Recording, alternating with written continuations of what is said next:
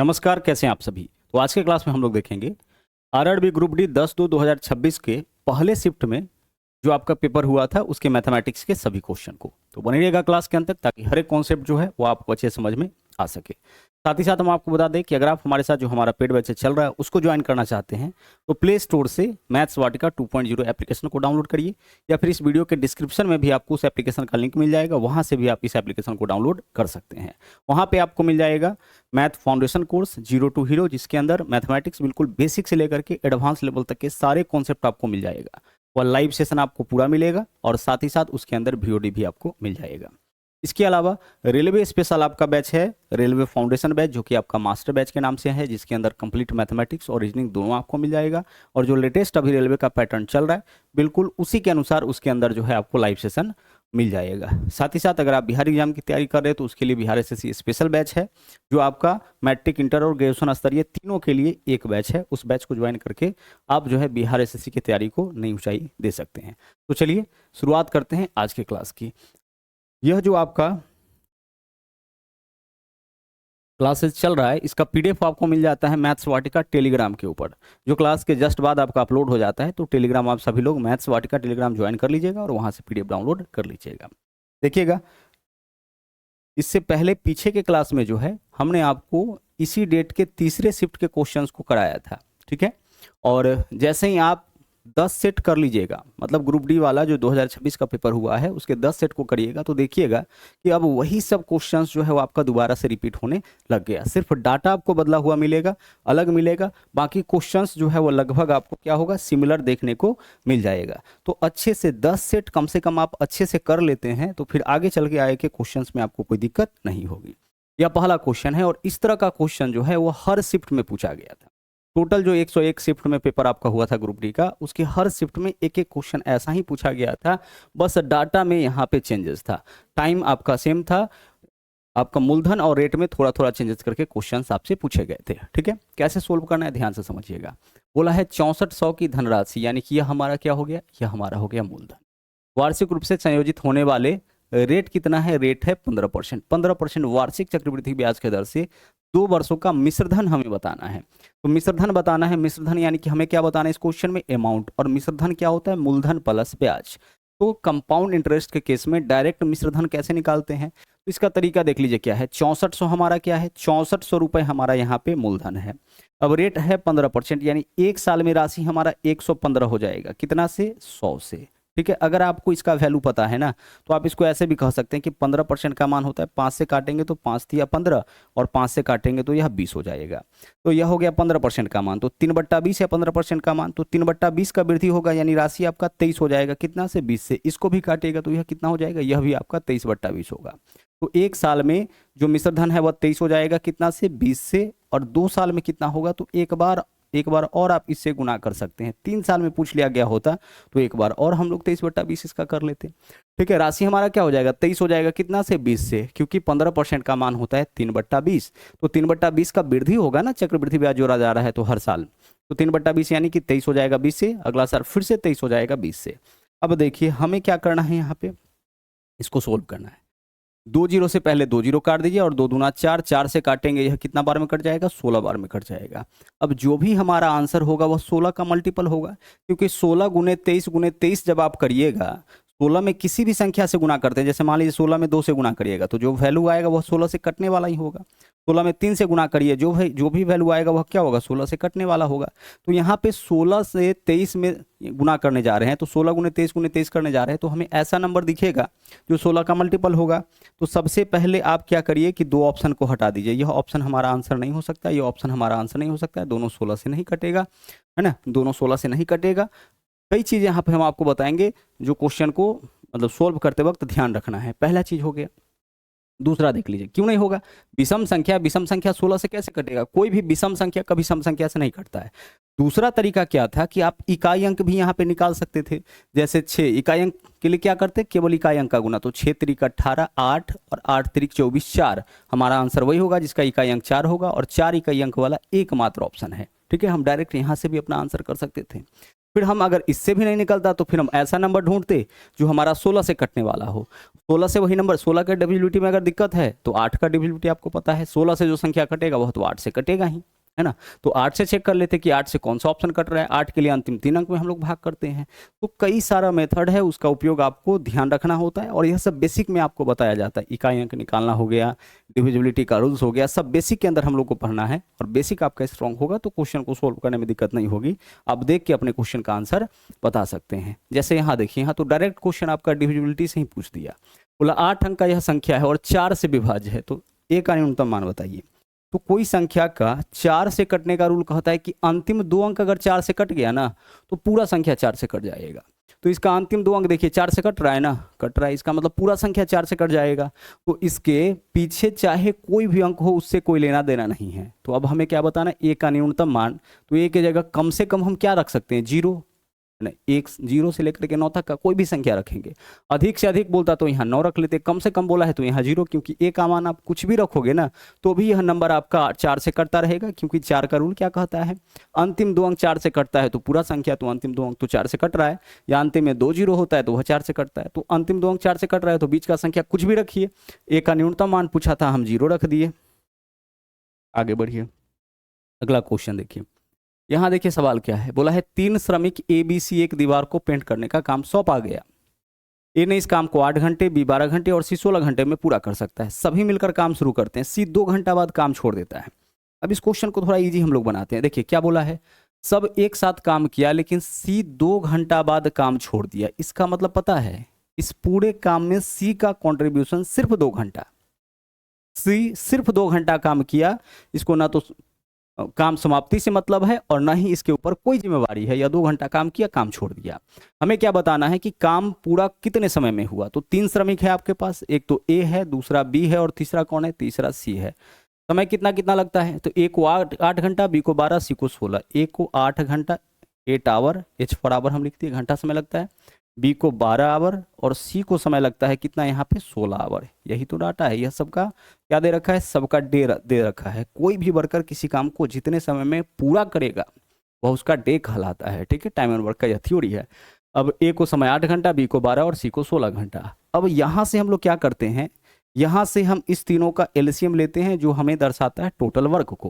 तो 8 12 16 का एलसीएम कितना हो जाएगा, 48। एलसीएम निकालने का तरीका क्या है आपका बेसिक, सबसे बड़का को पकड़िए और इसका पहाड़ा तब तक पढ़िए जब तक छोटका सब ना काटे। तो 16 कोई काट रही नहीं, 16 दूना 32, 32 कोई काटेगा ही नहीं, 16 3 48, 48 कोई भी काटेगा, ये भी काटेगा, तो एलसीएम 48।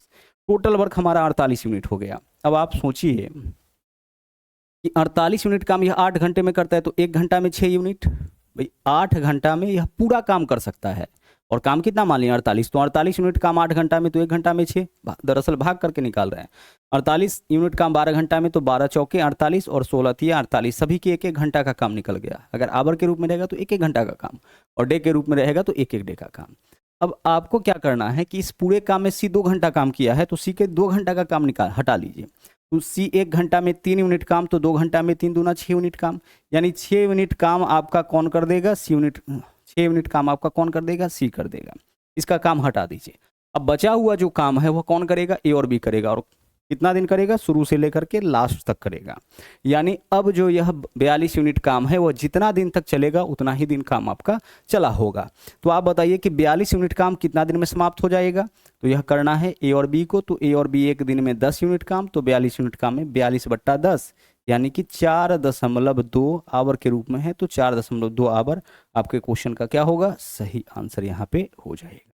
कितने समय में यह कर लेगा, कितने समय में काम समाप्त होगा आपका, 4.2 घंटा। अब कुछ लोग इसको ऐसे सोच रहे होंगे, आइए उस तरीके से भी इसको देख लेते हैं। यहाँ समझिएगा, जैसे आपके मन में यह आएगा कि सर क्वेश्चन में बोला गया कि तीनों मिलकर काम शुरू करता है, तो तीनों अगर काम करेगा तो 6 4 10 3 13 काम करेगा ना 1 घंटा में। और बोला है यहाँ पे कि सभी मिलकर काम शुरू करते हैं और सी 2 घंटा बाद काम छोड़ देता है। तो आप ऐसे सोच सकते हैं कि 2 घंटा तक तो तीनों काम किया होगा, तो 2 घंटा में कितना काम हो जाएगा, तो 2 घंटा तीनों काम करेगा तो 6 4 10 3 13, 1 घंटा में 13, तो 2 घंटा में 26, तो 48 में से 26 यूनिट काम खत्म हो गया। तो बचा कितना, बचा आपका 22 यूनिट काम। इतना काम हो गया कितने समय में, 2 घंटा में। तो 2 घंटा का समय इधर लग चुका है, अब आपका 22 यूनिट काम और बचा हुआ है ना। 6 4 10 3 13 तीनों अगर मिल जाएगा तो 1 घंटा में 13, 2 घंटा साथ में किया है तो 13 दूना 26। अब 48 में से 26 मिनट काम हो गया तो बचा 22 मिनट काम। अब सी छोड़ दिया है तो बचा कौन, ए और बी। अब इस काम को ए और बी करेगा तो ए और बी 1 घंटा में 10 यूनिट, तो 22 यूनिट काम है, 22/10 यानी 22 में 10 से भाग करिएगा तो क्या होगा, 10 से भाग करने के बाद 1 अंक के बाद दशमलव, यानी कि यहाँ पॉइंट हो जाएगा।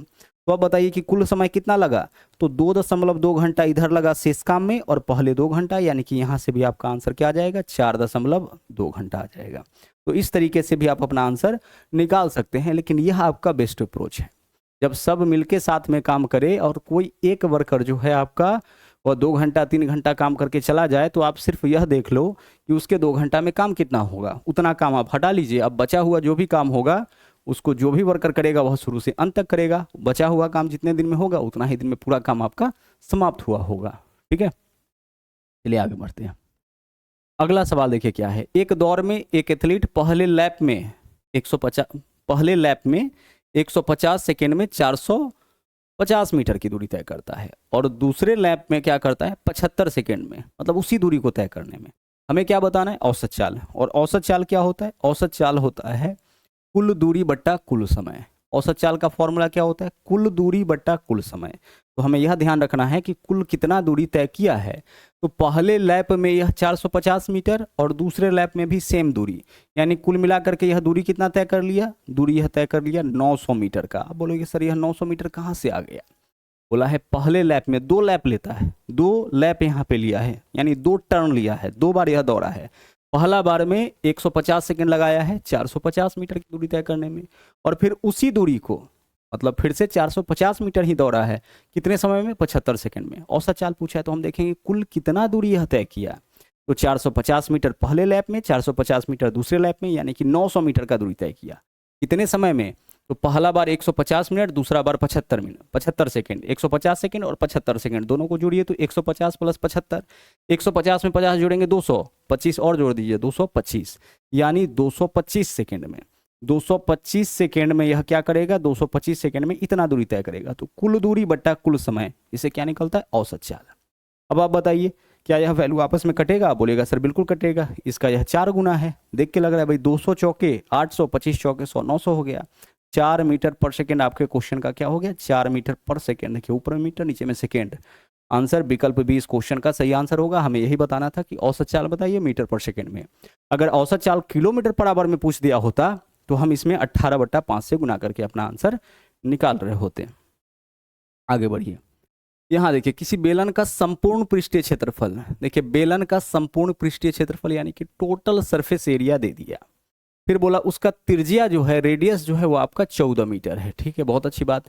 हमें क्या बताना है, बेलन का वक्र पृष्ठीय क्षेत्रफल क्या होगा, क्या बताना है, बेलन का वक्र पृष्ठीय क्षेत्रफल। आपको पता है बेलन का जो वक्र पृष्ठीय क्षेत्रफल होता है वह क्या होता है, 2πr/h होता है ना। आप बोलोगे कि सर बिल्कुल होता है, इसमें क्या दिक्कत है। बेलन का वक्र पृष्ठीय क्षेत्रफल क्या होता है, 2πr/h। अब बोलिएगा इससे क्या लाभ हमें मिलेगा। मेंसुरेशन के जो ज़्यादातर क्वेश्चंस पूछे जाते हैं ना, उसको सोल्व करने के लिए आपको कैलकुलेशन करने की जरूरत नहीं है, ऑप्शन बेस्ड होता है। ऑप्शन से आप उसका आंसर बता सकते हैं। कैसे, तो वक्र पृष्ठीय क्षेत्रफल होता है 2πr/h। इसका मतलब यह है कि यहाँ पे 2 है, फिर r है, फिर h है, एक वैल्यू इसमें से तो कटेगा। पाई का मान क्या होता है 22/7, तो यहाँ 22 आएगा, यहाँ पे 7 आएगा, r का मान 14 दे रखा है तो 7 दूना 14, यह तो कटेगा ही। ठीक है, एक वैल्यू तो आपका कटेगा ही क्योंकि आंसर पूर्णांक में दे रखा है। अब यहाँ पे 2 गुने 22/7 होगा तो 22 है इसमें, यानी जो भी हमारा आंसर होगा वह 22 का मल्टीपल, क्योंकि यहाँ पाई है गुना में।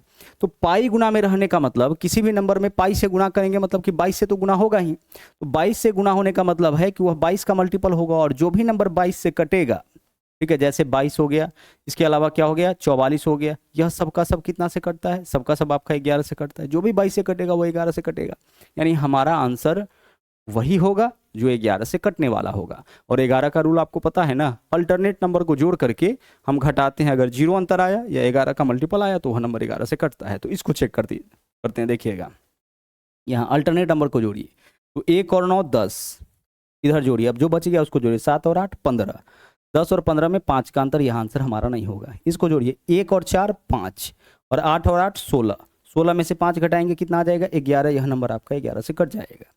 यानी एक छोड़ करके जो नंबर है उसको जोड़िए। तो एक में जोड़ेंगे 4, अब आगे नहीं है नंबर तो इसी दोनों को जोड़िए 5, जो बच गया अब उसको जोड़िए, तो बचा है 8 और 8, वह भी आपका सेकेंड अल्टरनेट में होगा।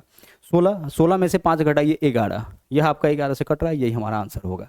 इसको चेक करिए, देखिए यहाँ पे 1 और 7 8, और यहाँ पे 9 8 17, 17 में से 8 घटाएंगे 9 आएगा, नहीं आंसर होगा। 2 और 4 6, और 6 में से 8 घटाएंगे 2, यह भी हमारा आंसर नहीं होगा। तो हमारा आंसर कौन सा हो जाएगा? विकल्प सी हो जाएगा। क्लियर हो रहा है? केवल ऑप्शन से हम लोग अपना आंसर निकालेंगे।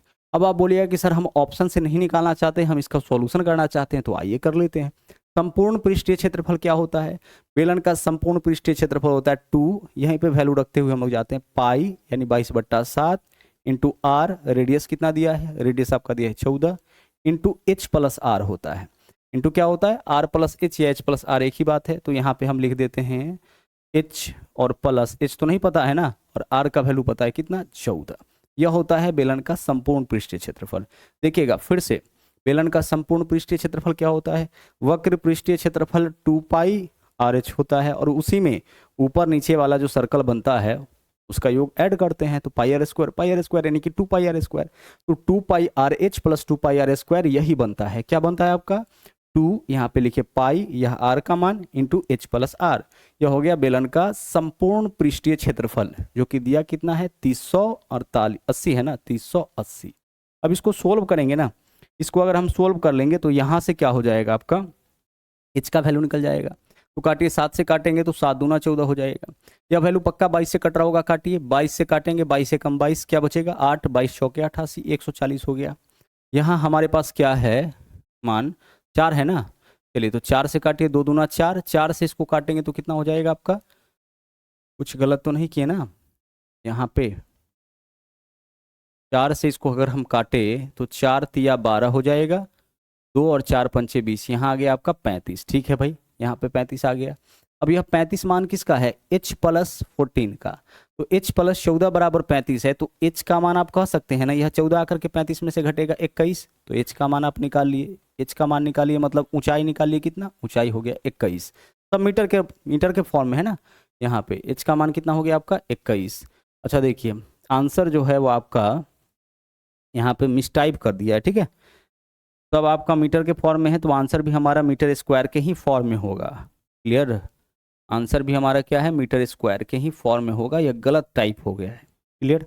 अब चलिए, अब अपना आंसर हम लोग यहाँ से निकालते हैं। एच का मान तो हमारा निकल गया, हमें क्या बताना है इस क्वेश्चन में? वक्र पृष्ठीय क्षेत्रफल। तो वक्र पृष्ठीय क्षेत्रफल क्या होता है? अब यहाँ वक्र पृष्ठीय क्षेत्रफल निकालने जा रहे हैं, यह होता है आपका 2 पाई, पाई का मतलब 22/7 इंटू आर, आर का मान कितना है इस क्वेश्चन में? 14, और इंटू एच, एच कितना निकाले हैं आप? 21। सोल्व कर लीजिए, यहाँ से 7 दूना 14 कट गया। अब आंसर बताइए, सभी वैल्यू को आपस में गुना करिए, आंसर आ जाएगा, लेकिन इकाई अंक निकाल लेते हैं। 2 दूना 4, 4 दूना 8, 8 में 1 से गुना करेंगे 8, आंसर हमारा क्या हो जाएगा? 1848 हो जाएगा। तो इस प्रोसेस से भी आप अपना आंसर निकाल सकते हैं, हालांकि आवश्यकता इस क्वेश्चन में बिल्कुल नहीं था, हम लोग पाई के वैल्यू से ही अपना आंसर निकाल सकते हैं। एक यह क्वेश्चन है जो लगातार देखने को मिल रहा है, यानी इस टॉपिक से, और यह टॉपिक क्या है आपका? पॉलीगन है। पॉलीगन यानी कि बहुभुज। बहुभुज में बोला है कि n भुजा वाले एक समबहुभुज के बहिष्कोणों का योगफल अंतः कोणों के योगफल में का अनुपात 2:43 है।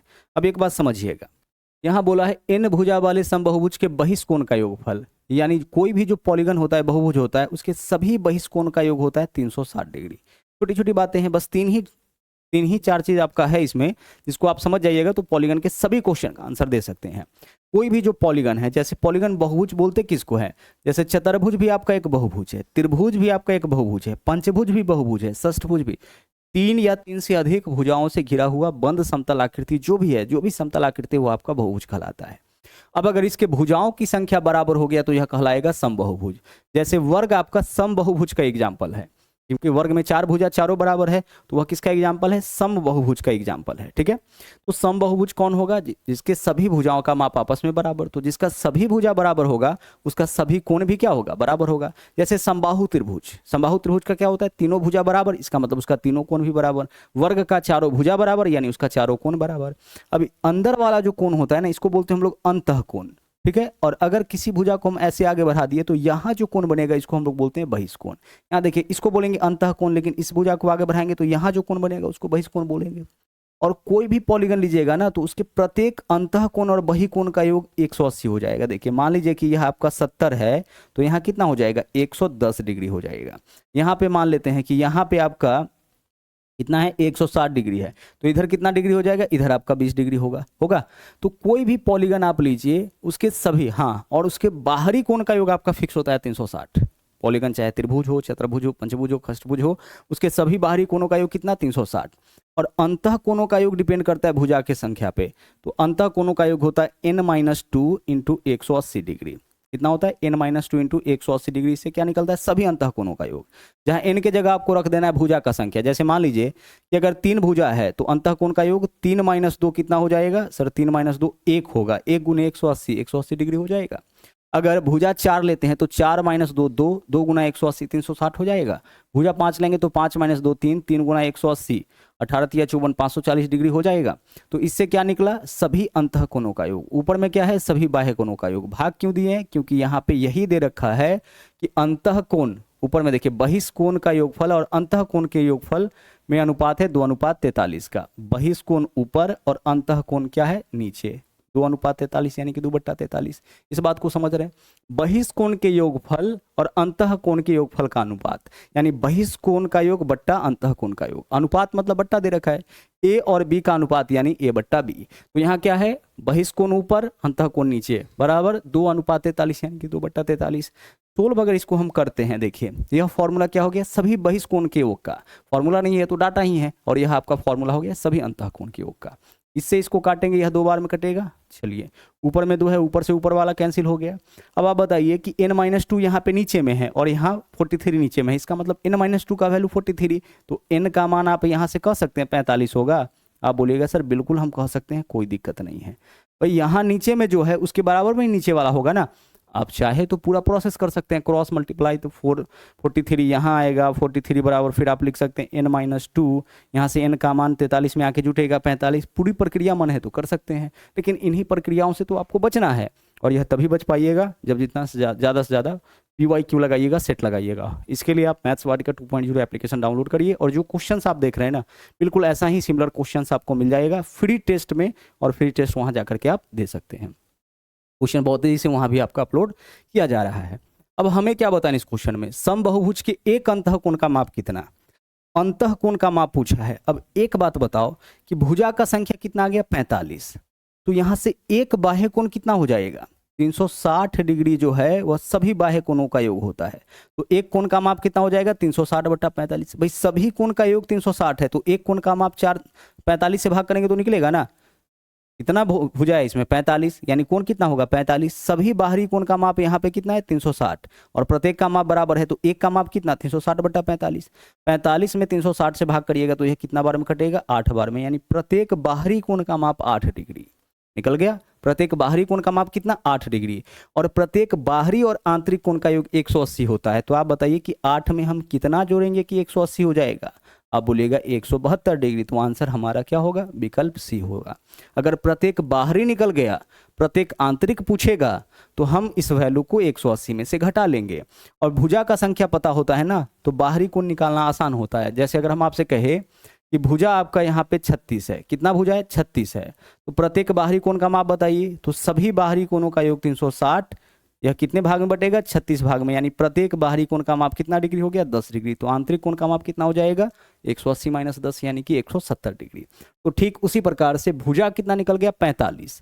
तो भुजा अगर 45 है तो प्रत्येक बाहरी कोण का माप कितना होगा, तो सभी का योग है 360, कितने का योग है, 45 का, क्योंकि 45 भुजा है। तो प्रत्येक बाहरी का माप कितना, 8। तो प्रत्येक आंतरिक का माप कितना, बाहरी प्लस आंतरिक 180 होता है, तो 172 हो जाएगा। आंसर हमारा इस क्वेश्चन का 172 हो गया। क्लियर, चलिए बढ़िए आगे। यदि किसी आयत की लंबाई और चौड़ाई, लंबाई चौड़ाई से 5 सेंटीमीटर अधिक है, ठीक है भाई, लंबाई क्या है, चौड़ाई से 5 सेंटीमीटर अधिक है, अच्छी बात है, और आयत का परिमाप 40 है, तो आयत की लंबाई चौड़ाई ज्ञात कीजिए। भाई लंबाई चौड़ाई ज्ञात करना है ना, परिमाप क्या होता है, लंबाई और चौड़ाई के योग का दोगुना। फॉर्मूला ऐसे ही लिखते हैं ना, परिमाप बराबर 2 × लंबाई प्लस चौड़ाई। इसका मतलब लंबाई और चौड़ाई के योग का दोगुना परिमाप होता है। तो आप बताइए कि लंबाई और चौड़ाई दोनों पूछा गया है, तो ऐसा 2 नंबर खोजिए, इसमें से ऐसे ऑप्शन को ढूंढिए जो परिमाप आपका 20 बना दे, कितना बना दे, 40 बना दे। तो परिमाप 40 कैसे होगा, लंबाई प्लस चौड़ाई का डबल। आप देखो यहाँ पे अगर इन दोनों वैल्यू को जोड़ते हैं, 12.5 में 7.5 जोड़िएगा, कितना हो जाएगा आपका 20, 20 का डबल 40। अब बोलेगा यह नहीं हो सकता है, बिल्कुल नहीं हो सकता है भाई। एक चीज़ और तो बोला है, लंबाई चौड़ाई से 5 सेंटीमीटर अधिक, यानी एक वैल्यू दूसरा से 5 ज़्यादा। क्या इसमें एक वैल्यू दूसरा से 5 ज़्यादा है? 7.6 में 5 जोड़ेंगे तो 12.6 आना चाहिए, नहीं है। एक वैल्यू दूसरा से 5 ज़्यादा है, नहीं है, तो यह भी आंसर नहीं होगा। एक वैल्यू दूसरा से 5 ज़्यादा है, नहीं, तो एक का ही अंतर, यह नहीं होगा। तो कितना ईजी क्वेश्चन है। अब आप इसको प्रोसेस करने चले जाइएगा तो फिर आपका समय बेवजह बर्बाद होगा। बोला क्या है कि आयत की लंबाई और चौड़ाई दोनों बताइए। तो लंबाई चौड़ाई से 5 ज़्यादा है, तो देखिए किसमें लंबाई चौड़ाई से 5 ज़्यादा दिख रहा है, इसमें दिख रहा है, नहीं इसमें दिख रहा है, हाँ दिख रहा है। देखिए ना यहाँ पे 7.5 में 5 जोड़िएगा 12.5 हो जाएगा, दिख रहा है। इसमें दिख रहा है, इसमें दिख रहा है, नहीं दिख रहा है। दूसरा चीज़, अगर मान लीजिए 2 ऑप्शन ऐसा होता जिसमें दिख रहा होता लंबाई चौड़ाई से 5 अधिक, तो फिर हम देखते कि किसका परिमाप 40। परिमाप 40 का मतलब कि लंबाई चौड़ाई का योग 20 होना चाहिए। तो इसको जोड़ के देखिए 12 7 19, आधा आधा 20, 20 हो गया। चलिए, तो आंसर हमारा यहाँ से विकल्प सी आ गया। कुछ करने का जरूरत इस क्वेश्चन में नहीं है। यहाँ देखिए अलजेब्रा का क्वेश्चन है सिंपल सा, इसको हम लोगों को सिंप्लीफाई करना है। फॉर्मूला बेस्ड यह सवाल है। आप एक बात बताओ, ठीक है, बहुत ही कॉमन फॉर्मूला मैथमेटिक्स का है, a प्लस बी का होल स्क्वायर क्या होता है? आप बोलेगा sir a square plus 2ab plus b square होता है। और a माइनस बी का होल स्क्वायर यह क्या होता है? a square minus 2ab plus b square होता है। तो को इतना पता होता है, यह भी पता होता है, लेकिन a प्लस बी के होल स्क्वायर में से अगर हम a माइनस बी के होल स्क्वायर को घटा दे तो जो फाइनल वैल्यू बचता है ना, वो बचता है आपका 4ab। ऐसा क्यों बचता है? क्योंकि देखिए a प्लस बी का होल स्क्वायर, अब माइनस है तो इसका सबका चिन्ह बदलेगा। इसमें a स्क्वायर प्लस में है तो माइनस में होगा, तो माइनस इधर प्लस इधर कट जाएगा। बी स्क्वायर प्लस में है, यहाँ माइनस है तो यहाँ माइनस हो जाएगा, बी स्क्वायर माइनस में, इधर प्लस में कट जाएगा।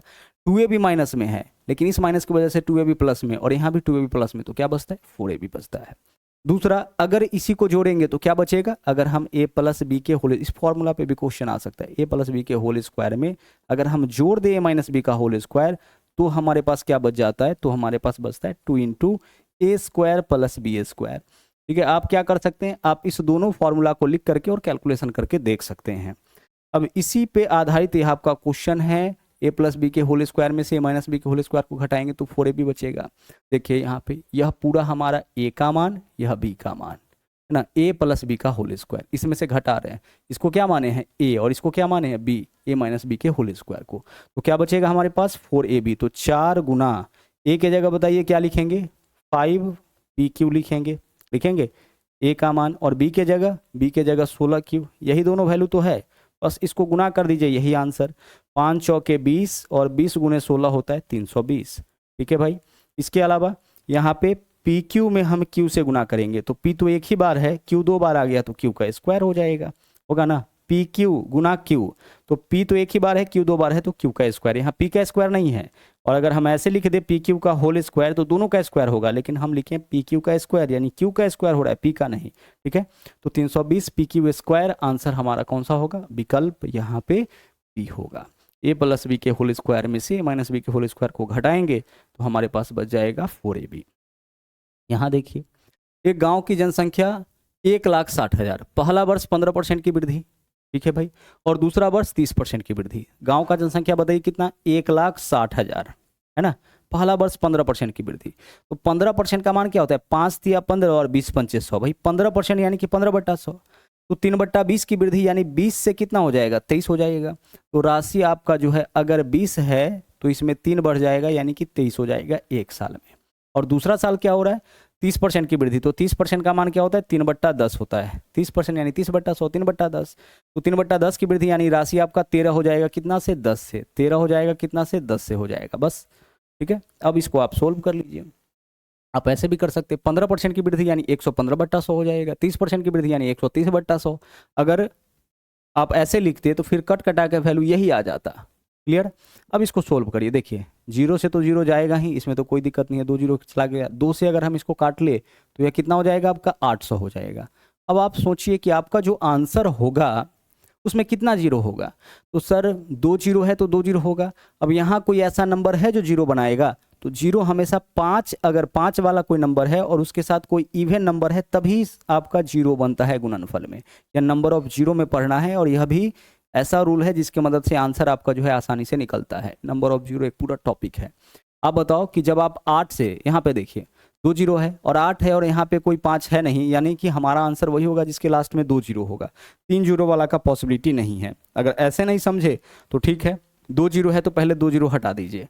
अब 2 जीरो के बाद आप इकाई अंक बताइए क्या होगा, तो देखिए 8 तिरिक 24 4 और 4 तिया 12, यानी 2 जीरो के बाद 12 यानी 2 मिलेगा। तो 2 के बाद 2 जीरो कौन से ऑप्शन में, विकल्प बी में। तो ऐसे भी आंसर कर सकते हैं, पूरा कैलकुलेशन करने का जरूरत आपको नहीं है।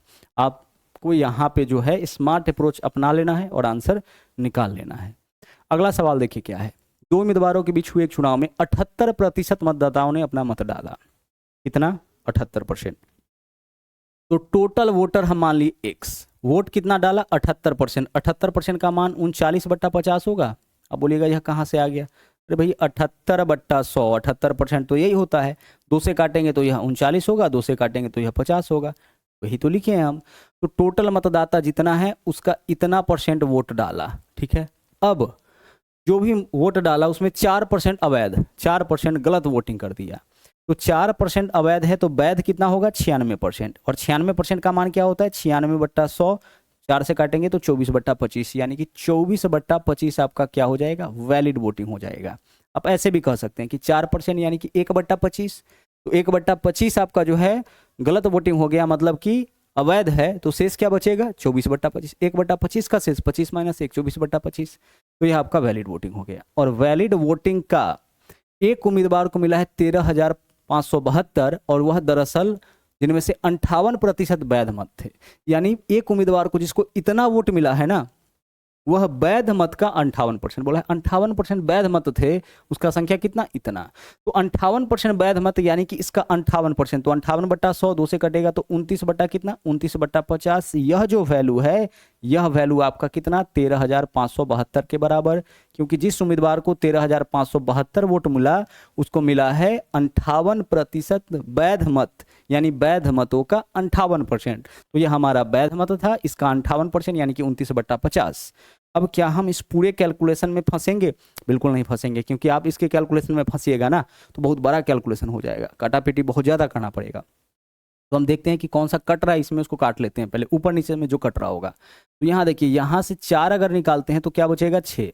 अब 4 निकाल रहे हैं तो इसको भी आप 2 से काट लीजिए 25, और उसी 2 से इसको भी काट लीजिए 25। आप बोलिएगा यह क्या किए सर, समझ में नहीं आया। भाई यहाँ पे 24 है ना, तो 2 से काटेंगे तो यह आपका 25 हो जाएगा, यहाँ 12 बचेगा, और फिर 2 से काटेंगे यहाँ 6 बचेगा, यह 25 हो जाएगा। तो हम डायरेक्ट 4 निकालिए, 2 से इसको काट लिए, 2 से इसको काट लिए। अब आप बता दो कि नीचे में हमारे पास क्या है, 25 गुना 25 गुना 25, और आंसर सब पूर्णांक में है, यानी ऊपर वाले वैल्यू से तो यह कट रहा होगा। तो हमारा आंसर जो होगा वह 25 गुने 25 यानी कि 625, और फिर 625 में 25 से गुना करेंगे तो फिर 15,625 होता है। उसको छोड़ दीजिए, वह बड़ा चीज़ है, शायद आपको ध्यान ना रहे, लेकिन 25 गुने 25 तो पता है। तो 25 गुने 25 क्या होता है, 25 का स्क्वायर 625, यानी आपका जो भी आंसर होगा वह 625 का मल्टीपल होगा।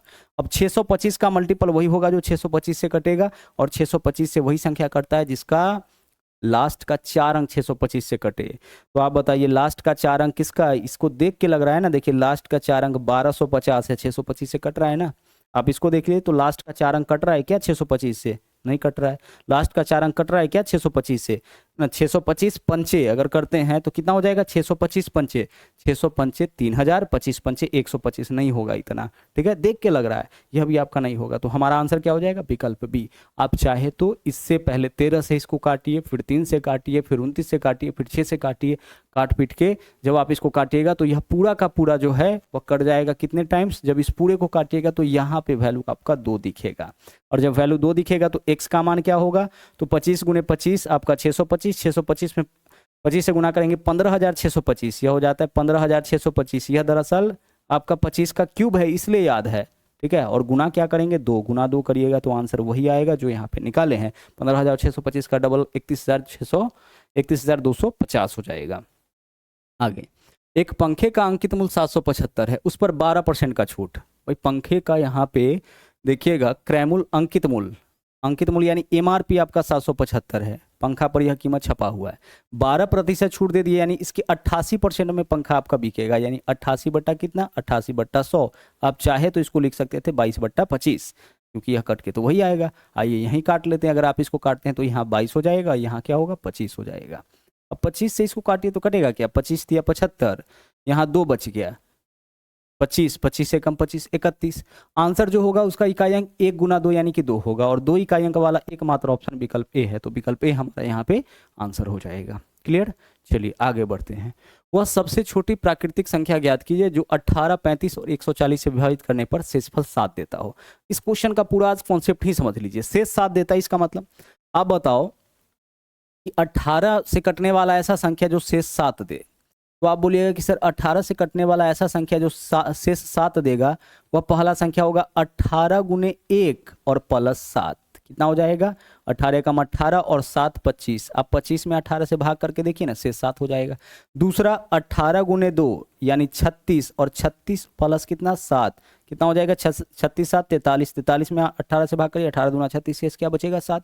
छोटे नंबर से ले लेते हैं, 9 से भाग करने पर शेष 7, तो पहला संख्या 9 प्लस 7 कितना हो जाएगा 16। दूसरा संख्या 9 दूना 18 प्लस 7, 18 प्लस 7 कितना हो जाएगा 25, 25 में भी आप भाग करके देखिए, 25 में भी 9 से भाग करिए शेष 7। तीसरा संख्या 9 तिया 27 प्लस 7 34 हो जाएगा, 34 में भी आप 9 से भाग करके देखिए, 9 तिया 27, शेष क्या होगा 7। तो देखिए इसमें भाग करने पर शेष 7, इसका मतलब अगर इसमें से 7 हटा लेंगे तो जो मान आएगा वह 9 से कटेगा। इसमें भाग करने पर शेष 7 यानी कि इसमें से 7 हटा लेंगे तो जो वैल्यू बचेगा, 7 हटाएगा तो क्या बचेगा 18, वह आपका 9 से कटेगा, यही मतलब हुआ। तो बोला है 18 से भाग करने पर शेष 7, इसका मतलब उसमें से अगर हम 7 हटा ले तो वह 18, 35, 140 सबसे कटेगा। और 140 से कौन कटता है जी, 140 से वही कटेगा जैसे 140 से जो 140 का मल्टीपल होगा, जैसे 140 में 1 से गुना करिए 140 कटेगा। दूसरा कौन कटेगा, 140 में 2 से गुना करिए 280 कटेगा। आप एक चीज देख रहे हैं कि 140 में किसी भी संख्या से मान लीजिए n से गुना करिएगा तो बाकी का वैल्यू चाहे जो भी आएगा, लेकिन लास्ट का अंक आपका क्या मिलेगा, आपको 0 मिलेगा। क्यों, क्योंकि 0 में गुना करे, किसी भी अंक से 0 में गुना करेगा तो लास्ट का अंक तो 0 ही मिलेगा। तो जो भी 140 से कटेगा वो 140 का मल्टीपल होगा, मतलब उसके लास्ट में 0 होना चाहिए। अब हमें यह देखना है कि 18, 35, 140 से विभाजित करने पर शेष 7 बचेगा, तो शेष 7 वही संख्या बचाएगा जिसमें से 7 हटाने पर वह इन सब से कटे। तो हम इसमें से 7 हटाने नहीं जाएंगे। बोलिएगा क्यों, क्योंकि इसमें से 7 हटाइएगा तो लास्ट में 0 बचेगा, 1300 में से 7 घटाइएगा तो 1293 आ जाएगा, नहीं बचेगा लास्ट में 7, लास्ट में 0, और लास्ट में 0 नहीं बचेगा तो 140 से कटेगा, नहीं कटेगा, तो ये दोनों को तो ऐसे ही हटा दिए। अब इसमें देखिए अगर आप इसमें से 7 हटाते हैं तो क्या बचेगा, ये आपका 7 हटाइएगा तो ये आपका 1330 हो जाएगा। और 1330 को चेक करिए तो 18 से कटेगा, 18 से कब कटेगा, जब 9 से कटेगा। तो देखिए तो 9 से कट रहा है, 3 3 4 और 1 5, नहीं कट रहा है, तो ये भी आंसर नहीं होगा। हमारा आंसर ये वाला हो जाएगा। इसमें से 7 घटा करके देख लीजिए कितना होगा 1260, घटा के देख लीजिए कट रहा है क्या 18 से, 18 से कब कटेगा, जब 9 से कटे, 6 2 8 हो 1 9 कट रहा है। आंसर हमारा क्या हो जाएगा, आंसर विकल्प डी हो जाएगा। तो देख के आंसर चुन सकते हैं अगर सही कॉन्सेप्ट आपके पास होगा तो। आगे बढ़िए, अगला क्वेश्चन देखिए क्या है। अमित किसी काम को 13 दिन में कर सकता है। गोपाल अमित से 30% अधिक कुशल है। गोपाल जो है वह आपका गोपाल अमित से क्या है 30% अधिक। किससे 30% अधिक, अमित से। तो पहले अमित का कुशलता बताइए कितना 100, तो गोपाल का कुशलता कितना हो जाएगा 130। यह हो गया दोनों की कार्य कुशलता का अनुपात। कुशल होने का मतलब होता है इफिशियंसी ज्यादा है। किसका इफिशियंसी ज्यादा है, गोपाल का। किससे इफिशियंसी ज्यादा है, अमित से। तो जिससे इफिशियंसी ज्यादा है ना उसको पहले 100 माने तो इसका 130 हो जाएगा। अनुपात में वैल्यू कट रहा है तो काट लीजिए, कट गया। अब बताइए गोपाल का इफिशियंसी कितना 13 और अमित का इफिशियंसी कितना 10, मतलब यह एक दिन में 13 काम कर सकता है, यह एक दिन में 10। अब ऐसे क्वेश्चन में ना दोनों में से किसी एक का डे जरूर देगा कि गोपाल काम को इतना दिन में, या फिर देगा आपका कि अमित इतना दिन में, या फिर देगा दोनों मिलकर के इतना दिन में। तो किसका डे दिया है, बोला अमित को समय लगता है 13 दिन। अमित का इफिशियंसी देखो 10, तो जब 10 इफिशियंसी वाला को 13 दिन लगता है तो काम तो 10 गुना 13 यूनिट ही होगा। अब इसी काम को बोला है गोपाल कितने दिन में, तो गोपाल का इफिशियंसी 13 यूनिट है। 13 इफिशियंसी वाला कितना दिन में, तो 13 से भाग। आंसर हमारा क्या हो गया, आंसर हमारा यहाँ पे 10 डेज हो गया। ठीक है, 10 डेज विकल्प सी आपका यहाँ पे सही आंसर हो जाएगा। क्लियर। चलिए आगे बढ़ते हैं। अगला देखिए, एक व्यक्ति 8 घंटे में 228 किलोमीटर की दूरी तय करनी है। ठीक है भाई, उसको पूरा समय दिया गया है कितना घंटा, 8 घंटा, और दूरी तय है कितना तय करना है उसको 228 किलोमीटर। यदि वह इस दूरी का 2/3 भाग दूरी इसका तय करने में 5/8 समय लिया, 2/3 भाग दूरी तय करने में 5/8 समय ले लिया। ठीक है, तो शेष समय में शेष दूरी तय करने के लिए उसका चाल क्या होगा। आप एक बात बताइए कि 2/3 दूरी तय कर लिया तो अब कितना दूरी बचा है, सर 228 किलोमीटर का 2/3 भाग दूरी तय कर लिया, तो अब इसका 1/3 भाग ही ना बचेगा, 2/3 दूरी, यानी 3 भाग में से 2 भाग दूरी तय कर लिया, तो शेष कितना बचा? 3 में से जब 2 दूरी तय कर लिया तो 1/3, तो दूरी अब इसको इतना ही तय करना है। समय इसके पास कितना है? तो समय टोटल 8 घंटा था, इस 8 घंटा में से 5/8 समय जो है वह आपका क्या हुआ है? पहले लग चुका है। तो अब कितना समय शेष इसके पास है? 3/8, यही समय शेष है। 5/8वें समय में तय कर लिया, कितना? 2/3 दूरी, तो इसका 2/3 दूरी तय कर लिया है 5/8 समय में, तो 2/3 हटाइए तो शेष दूरी कितना बचा? 1/3, और 5/8 टोटल समय का 5/8 समय यह पहले ले चुका है, तो अब इसके पास क्या है? टोटल समय का 3/8, यानी अब इस दूरी को इतने समय में तय करना है। क्लियर? चलिए, इजी वाला क्वेश्चन है, इसको कठिन मत बनाइएगा। 8 से 8 कैंसिल, 3 से आपका इसको काटेंगे तो 3 7 21, 3 6 18, ऊपर में कितना है? 76, और नीचे में क्या है? 3। 76 में 3 से भाग करिए, कितना हो जाएगा? 3 दूना 6 हो जाएगा। यहाँ पे 1, 3 पंचे 15, ठीक है। अब एक बचा, पॉइंट डालेंगे तो उसके ऊपर 0, 3 तिया 9, 3 तिया 9, यह आपका रिपीट होता जाएगा। 25.33, आंसर विकल्प ए हो गया, 25.33। शेष दूरी में इसका स्पीड क्या होना चाहिए? यही स्पीड इसका होना चाहिए। आगे बढ़िए, अगला सवाल देखिए क्या है। सुमन, तारिक, नेहा 6, 11, 12 के अनुपात में राशि निवेश किया। पार्टनरशिप का सवाल है, तीनों के निवेश का यह रेशियो है, यह 6, यह 11, यह 12। क्लियर? यदि वर्ष के अंत में उन्हें कुल इतना का लाभ मिला, तो ध्यान रखिएगा, अगर समय सबका, इन्वेस्टमेंट का समय अगर सेम है सबका, जैसे कभी कभी सवाल में ऐसे भी देता है कि ए इतने समय के लिए, बी इतने समय के लिए, सी इतने समय के लिए, तो सबका हम लोग वहां पे पूंजी गुने समय करते हैं, तब लाभ निकलता है। लेकिन यहाँ पे सबका समय इक्वल है, तो जिस अनुपात में पूंजी लगाया है ना, उसी अनुपात में उसको लाभ मिलेगा। अब कुल लाभ कितना है? 79,721, 79,000 यहाँ पे 721, ये आपका कुल लाभ है। और यह जो लाभ है वह किसके रेशियो में होगा? पूंजी के रेशियो में, क्योंकि पूंजी गुने समय लाभ होता है। समय सबका एक है, तो इसमें 1 से, इसमें 1 से, इसमें 1 से गुना करिएगा तो समय तो बराबर हो जाएगा। यहाँ पे सब में 1 से गुना करिएगा तो वैल्यू यही रह जाएगा। अगर सब में 2 से गुना करते हैं, यहाँ भी 2, यहाँ भी 2, यहाँ भी 2, 2 से 2 तो कट जाएगा, चूंकि अनुपात है। तो अगर समय बराबर रहे तो जो पूंजी का रेशियो होगा वही लाभ का रेशियो होगा। अगर समय अलग अलग तो पूंजी गुने समय लाभ का रेशियो होता है। क्लियर? इतना ही कॉन्सेप्ट आपका होता है पार्टनरशिप में, और इसी पे सभी क्वेश्चन को सोल्व करते हैं। अब यहाँ पे टोटल लाभ इतना है, जबकि टोटल लाभ अनुपात में कितना? यही है ना, पहला का यह, दूसरा का यह, तीसरा का लाभ, तो 6 और 11, 6 और 11 17, और 12 29, यानी अनुपात में यह जो है अनुपात 29 का मान है। टोटल लाभ इतना, जबकि अनुपात में लाभ कितना? अनुपात 29, यह अनुपात 29 का मान है, 29 से भाग किया, अनुपात 1 का मान निकला। हमें बताना है सुमन और नेहा के हिस्सों का अंतर। सुमन और नेहा के, तो आप बताइए कि पहला सुमन है और अंतिम में नेहा है, तो सुमन और नेहा के यहाँ पे देखिए हिस्से का अंतर बताना है, तो इसका हिस्सा 6 है, इसका हिस्सा 12 है। अंतर कितना का हो जाएगा? 6 और 12 में धनात्मक अंतर बताना होता है ना, तो 12 का अंतर, यानी हमें अनुपात 12 का मान चाहिए, तो हम इसमें कितना से गुना कर लेंगे? 12 से। जिसका मान दिया है उससे भाग, जिसका मान पूछा है उससे हम क्या कर लेंगे? जिसका मान पूछा है उससे हम गुना कर लेंगे। अब आप इसको करिए सोल्व, और जब आप इसको सोल्व करने के लिए जाइएगा तो एक चीज़ तो तय है कि आंसर हमारा पूर्णांक में है, कहीं पॉइंट में नहीं है, तो इससे यह वाला कटा होगा। अब कितना बार कटा होगा हमको नहीं पता, ठीक है, यहाँ पे हमको नहीं पता कि कितना बार में कटा होगा, ठीक है। लेकिन एक चीज़ तो पक्का है कि जो भी हमारा आंसर होगा वह 12 का मल्टीपल होगा, ठीक है। किसका मल्टीपल होगा? 12 का मल्टीपल होगा, और 12 से वही कटेगा जो 3 और 4 से। तो आप देखिए, क्या यह नंबर 3 4 से कटेगा?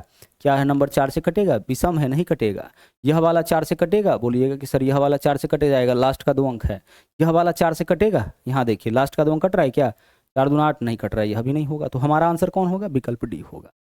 हमें क्या ढूंढना है? अपना आंसर। अपना आंसर हम कैसे ढूंढे? अपना आंसर हम इस तरीके से ढूंढे कि 29 से यह नंबर कटेगा, ठीक है, चाहे जितना टाइम्स भी कटे। क्यों कटेगा? क्योंकि जो भी आंसर है हमारा पूर्णांक में है, पॉइंट तो है नहीं। अब यह नंबर कटेगा तो आंसर हमारा हमेशा वह होगा जो 12 का मल्टीपल होगा, जो 4 और 3 से कटे। तो 4 से ही क्लियर हो गया। अगर 2 ऑप्शन 4 से कटने वाला होता तो फिर 3 से चेक कर लेते। अच्छा, एक बात और बताओ कि 29 से जब आप इसको काटिएगा तो लास्ट का अंक क्या मिलेगा आपको? बाकी का अंक चाहे जो भी हो, लास्ट का अंक आपको 9 ही मिलेगा। क्योंकि सोचिए कि इकाई अंक 9 है, हम ऐसे कौन से संख्या से इसमें गुना करें कि उसका भी इकाई अंक 9 आ जाए? तो 9 में अगर 9 से ही गुना करिएगा तभी तो, इकाई अंक 9 वाला से गुना करिएगा तभी तो इकाई अंक 9 आएगा। आएगा ना जी? ठीक है, एक सेकेंड रुक जाइए।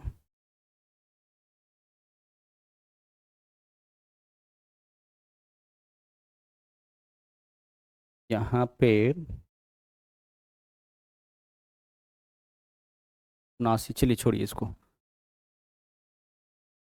कुछ और कॉन्सेप्ट बताना चाह रहे थे लेकिन इसमें कुछ डाउट हमको लग रहा है, एक बार चेक कर लेते हैं।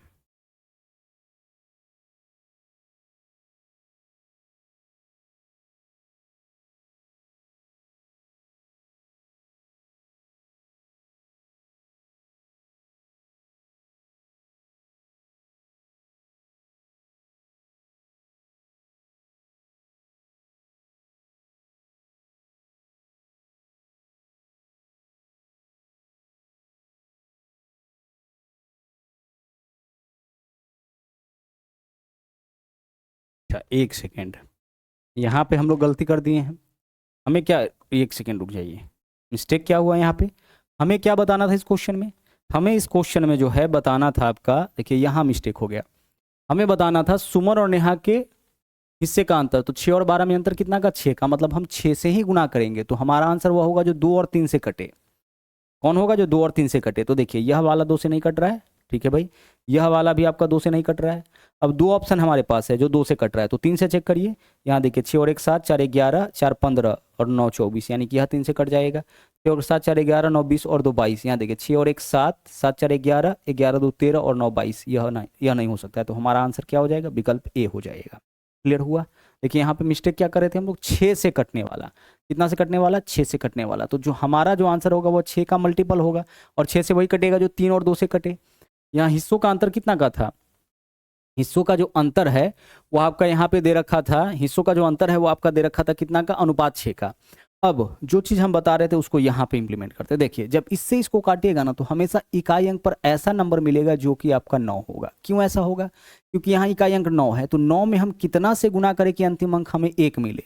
9 में 1 से तो 9, 2 से तो 18, 3 से तो 27, 4 से तो 36, 6 मिल रहा है, 5 से तो 45, 5 मिलेगा, 9 से तो 81, यानी इकाई अंक इसका 9 होगा। इधर चाहे जो भी नंबर मिले, लेकिन इकाई अंक क्या मिलेगा? 9। और 9 अगर इकाई अंक है तो 9 छक्के 54, यानी हमारा आंसर कौन होगा? जिसका इकाई अंक 4 होगा। तो कई तरीका होता है अपना आंसर निकालने का। आप कैलकुलेशन से अगर बचना चाहते हैं, और बचना भी चाहिए, क्योंकि अगर कैलकुलेशन पूरा करिएगा तो पूरे कैलकुलेशन का मार्क्स आपको मिलना है नहीं, ठीक है? तो हमें इन कैलकुलेशन से बचना है, और यह सब अप्रोच होता है अपने क्वेश्चन का आंसर निकालने का। क्लियर? चलिए आगे बढ़िए, अगला सवाल देखिए। दुर्लभ। अब देखिए कई तरीका आपके पास था, तो यहाँ पे कंफ्यूजन हो रहा था। हम 12 से गुना कर दिए थे, अगला स्टेप में वह पकड़ में आ गया कि नहीं, गलत हो रहा था। तो कैलकुलेशन अगर आपका स्ट्रांग होगा तो इस तरीके से आप फंसिएगा नहीं। अगला देखिए, दुर्लभ पुस्तकों का एक विक्रेता एक संलग्नकर्ता को एक प्राचीन उपन्यास 1440 में बेचता है, बाद में 25% लाभ पर नीलाम कर देता है। इसका मतलब क्या है? 1440 रुपए का वस्तु था, और फिर क्या हुआ? यह आपका 25% लाभ पर, यानी 125% पर यह नीलाम हो गया, यानी 125/100 हो गया। यही इसका विक्रय मूल्य होगा। निकाल लीजिए। 25 से काटिएगा, 25 पंचे 125, 25 चौके 100। हम डायरेक्ट 5/4 भी लिख सकते थे। 4 से काटिएगा क्या हो जाएगा? 4 तिया 12, 2 4 छक्के 24, जीरो है तो जीरो। अब आंसर वह होगा जिसके लास्ट में डबल जीरो होगा। क्यों? देखिए एक जीरो और 6 पंचे 30, एक और जीरो, आंसर 1800। और वैसे भी 36 पंचे 18, 36 पंचे 180 होता है, 180 गुने यहाँ पे अगर आप एक जीरो और डालिएगा तो 1800 हो जाएगा। आगे देखिए, शिवम अपनी आय का 50% खर्च करता है। ठीक है भाई, खर्च कितना किया? 50%। अब बताइए शिवम का यहाँ पे हमें ध्यान क्या रखना पड़ता है? इनकम। और इनकम बराबर क्या होता है? इनकम बराबर होता है एक्सपेंस प्लस सेविंग, यानी कितना खर्चा किया कितना बचाया उसको जोड़िएगा तो इनकम निकलेगा। जैसे मान लीजिए कि 50 खर्च किया 10 बचाए, तो इनकम इसका 60 का हो जाएगा। यही रिलेशन होता है। बोला आय का 50% खर्च किया, तो आय हम यहाँ मान लिए 100%, खर्च कर दिया कितना? 50% खर्च कर दिया। ठीक है भाई। अब बोला क्या है तो बचाया कितना होगा? आप बोलेगा कि सर बचाया होगा 50%। सीधी सीधी बात है, यह सब परसेंटेज के फॉर्म में। किस फॉर्म में? परसेंटेज। यह लिखने की आवश्यकता नहीं है, लेकिन समझने के लिए हम लिख दे रहे हैं। यदि वह 42,000 रुपये की बचत करता है, उसका बचत कितना है? 42,000 रुपये। तो आय पूछा है, यानी 50% का मान दिया है, और पूछा क्या है? आय, यानी 100% का मान। तो दो गुना कर देंगे। 50% का मान दिया है, 100% का मान पूछा है, तो क्या कर देंगे? दो गुना कर देंगे। अगर मान लीजिए कोई और मान पूछा होता तो यह आपका 50% का मान, तो 50 से भाग जिसका मान पूछता उससे हम लोग गुना करके आंसर निकाल लेते। यह तो बहुत ईजी वाला था। आगे चलिए, यहाँ देखिए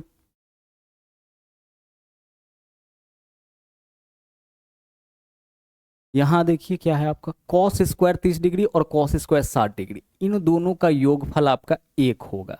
कितना हो जाएगा? एक। क्यों एक होगा? साइन स्क्वायर के बीच अगर प्लस का चिन्ह और उसके एंगल का योग 90 तो मान एक। बहुत बेसिक सा फॉर्मूला है। और कॉस स्क्वायर के बीच प्लस का चिन्ह, एंगल का योग 90 तो मान एक। ऐसा इसलिए भी होता है क्योंकि हम इन दोनों में से किसी एक को इंटरचेंज कर लेते हैं। जैसे कॉस है ना, तो इसको हम साइन के फॉर्म में लिख सकते हैं। इंटरचेंज का मतलब कि कॉस के बदले कोई दूसरा रेशियो लिखना। 6 रेशियो है ना हमारे पास, sine cos tan cot sec cosec. तो कॉस के बदले कोई दूसरा रेशियो क्या लिख सकते हैं? साइन। तो लिखिए साइन। यहाँ स्क्वायर है तो स्क्वायर, लेकिन कॉस के बदले जब भी साइन लिखिएगा ना तो जो एंगल होगा उसको 90 में से घटा लीजिएगा। तो 90 माइनस 60 कितना हो जाएगा? 30। आप इतना लिख सकते हैं। कॉस स्क्वायर 60 के बदले क्या लिख सकते हैं? Sine square 30। ये इंटरचेंज का कॉन्सेप्ट है। अब देखिए cos square theta plus sine square theta या sine square theta plus cos square theta क्या हो जाएगा? 1। तो यह वैल्यू आपका 1 दे देगा। डायरेक्ट यह तरीका है कि कॉस स्क्वायर के बीच प्लस है और दोनों का एंगल का योग 90 है तो यह मान 1 देगा। और आप बताइए कि कॉस 90 क्या होता है? आप बोलिएगा कॉस 90 का मान 0 होता है। साइन 91 कॉस 90 0, कॉस 0 1 होता है। तो 1 प्लस 0 यानी आंसर क्या होगा? आंसर हमारा विकल्प बी होगा। आगे बढ़िए, अगला क्वेश्चन। प्रथम 12 विषम प्राकृत संख्याओं का औसत क्या होगा? अच्छा, इसको समझ लेते हैं ध्यान से। पहला n प्राकृत संख्या का योग क्या होता है? तो आप बोलेंगे sir n into n plus 1/2। n प्राकृत संख्याओं का योग, जैसे 1 से 100 तक के संख्या का योग लगातार, 1 से 200 तक के संख्या का योग, 1 से 300 तक के संख्या का योग, तो यह होता है n प्राकृत संख्याओं का योग। अच्छा, अगर हम आपसे पूछे n विषम संख्याओं का योग n स्क्वायर, और n जो है सम संख्याओं का योग तो n स्क्वायर प्लस n होता है। ठीक है, हम भाषा यहाँ पे बोल रहे हैं, ध्यान से सुनिएगा। यह क्या है? यह है पहले n प्राकृत संख्याओं का योग, यानी 1 प्लस 2 प्लस कहाँ तक? n तक। इसका योग आपका इतना होता है। यह क्या है? यह है आपका विषम प्राकृत संख्याओं का योग। ठीक है, विषम यानी कि अगर आप बोला जाए कि भाई विषम प्राकृत संख्या 1 है, 3 है, 5 है, इसका योग बताइए, तो पहला 3 विषम संख्या का योग ना, तो 3 का स्क्वायर केवल कर दीजिए इसके बराबर। 5 3 8 और 1 9, 3 का स्क्वायर 9। पहले 4 विषम संख्या 1 3 5 7, पहला 4 विषम संख्याओं का योग, पहला 4 तो 4 का स्क्वायर 16 के बराबर। आप जोड़ के देख लीजिए, 7 5 12 3 15 और 1 16। सम बोले तो पहला 2 सम संख्या का योग, तो 2 का स्क्वायर प्लस 2 हो जाएगा। देखिए पहला 2 सम संख्या 2 और 4 होगा, 2 का स्क्वायर प्लस 2 के बराबर हो गया। तो यह होता है पहला n प्राकृत संख्या का योग। यह पहले n विषम प्राकृत संख्या का योग, और यह होता है पहले n सम प्राकृत संख्याओं का योग। इसी में जब हम n से भाग करते हैं तो औसत निकल जाएगा। तो अगर पहले n प्राकृत संख्या का औसत पूछे तो n प्लस 1/2। यहाँ देख लीजिए, इसी में n से भाग कर देंगे तो n स्क्वायर को n से काटेंगे तो n बचेगा, यानी कि n जो होगा आपका वह क्या हो जाएगा? n जो हो जाएगा वह पहले n विषम संख्याओं का औसत हो जाएगा। उसी तरह से n स्क्वायर प्लस n सम संख्याओं का योग होता है। अगर आप इसमें भी n से भाग कर लेते हैं, आंकड़ों का योग है आंकड़ों की संख्या से, तो n स्क्वायर में n से भाग तो n, और n में n से भाग तो 1, n प्लस 1 हो जाएगा। कहने का मतलब यह है, सीधा सीधा समझिए, औसत क्या होता है? आंकड़ों का योग बटा आंकड़ों की संख्या। तो अगर योग पता है, आंकड़ों की संख्या से भाग कर लेंगे तो औसत निकल जाएगा। यह था आपका n प्राकृत संख्याओं का योग, n से भाग कर लिए औसत निकल गया। n प्राकृत संख्या का औसत पहले n प्राकृत संख्या यानी 1 से लेकर के n तक। यह था आपका पहले n विषम प्राकृत संख्याओं का योग, विषम वाला n स्क्वायर, इसमें n से भाग कर दिए, इसका औसत निकल गया। हमें यही बताना है, प्रथम 12 विषम प्राकृत संख्याओं का योग 12 ही रह जाएगा, कुछ नहीं करना है। और पहले 12 सम संख्याओं का औसत अगर निकालना होता तो 12 प्लस 1 कितना हो जाता? 13 हो जाता। और पहले 12 प्राकृत संख्या का योग निकालना होता तो 12 प्लस 1 13, 13 बट्टा हम 2 कर लेते। समझ पा रहे हैं? विषम प्राकृत संख्या का औसत पूछा है तो 12 ही रह जाएगा। योग पूछता 12 का स्क्वायर कर लेते। 12 सम प्राकृत संख्या का औसत पूछता तो हम 12 प्लस 1 कर लेते, 13 हो जाता। पहले 12 सम प्राकृत संख्याओं का योग पूछता तो 12 का स्क्वायर प्लस 12 कर लेते। ठीक है, तो यह छोटी छोटी बातें हैं, बस ध्यान रखिएगा तो आंसर आपका आसानी से निकल जाएगा। अगला देखिए, अगला सवाल क्या है? एक गोला जिसका पृष्ठीय क्षेत्रफल 616 सेंटीमीटर स्क्वायर है। गोला का पृष्ठीय क्षेत्रफल क्या होता है? आप बोलिएगा सर गोला का पृष्ठीय क्षेत्रफल 4 पाई आर स्क्वायर होता है। ठीक है, 4 पाई 22/7 इंटू आर स्क्वायर, यही तो होता है गोला का पृष्ठीय क्षेत्रफल। जबकि यहाँ पे दिया क्या है? 616 सेंटीमीटर स्क्वायर। यूनिट लिखने का जरूरत नहीं है, क्वेश्चन में डाटा आपका सेंटीमीटर में, आंसर भी सेंटीमीटर क्यूब के रूप में ही पूछा है। अब आप इसको अगर काटते हैं तो क्या वैल्यू यह दे देगा? 11 से काटिएगा तो 11 पंचे 55 और 11 छके 66, और 11 से इसको काटिएगा तो कितना हो जाएगा? 11 दूना 22, 2 चौके 8, 8 सते 56। अब आपके पास देखिए यहाँ पे आर स्क्वायर का मान कितना हो जाएगा, क्रॉस मल्टीप्लाई तो 49, तो आर का मान यहाँ से कह सकते हैं कितना 7, तो आर का वैल्यू आपका 7 आ गया। ठीक है, अब अकॉर्डिंग टू क्वेश्चन हम लोग चलते हैं। बोला त्रिज्या को 25% घटा दीजिए तो जो नया गोला गोला का निर्माण होगा उसका आयतन बताइए। अब आप बताइए कि अब आपका जो त्रिज्या हो जाएगा वह कितना, 25% घटा देंगे, यानी त्रिज्या जो हो जाएगा हमारा अभी कितना था 7 था, अब इसके 25% कमी करने के बाद यह इसके 75% के बराबर हो जाएगा ना, तो अब त्रिज्या इतना हो गया क्योंकि इसमें हम 25% की कमी कर दिए। 25% कमी यानी इसका 75% निकाल दीजिए। अब आप बताइए कि यह क्या वैल्यू दे देगा, 25 तिया 75, 25 चौके 100, यानी 7 तिया 21/4, यह आपका क्या हो गया, यह आपका त्रिज्या हो गया। ठीक है, अब त्रिज्या आपका 21/4 हो गया। क्यों, क्योंकि त्रिज्या को 25% घटाना था।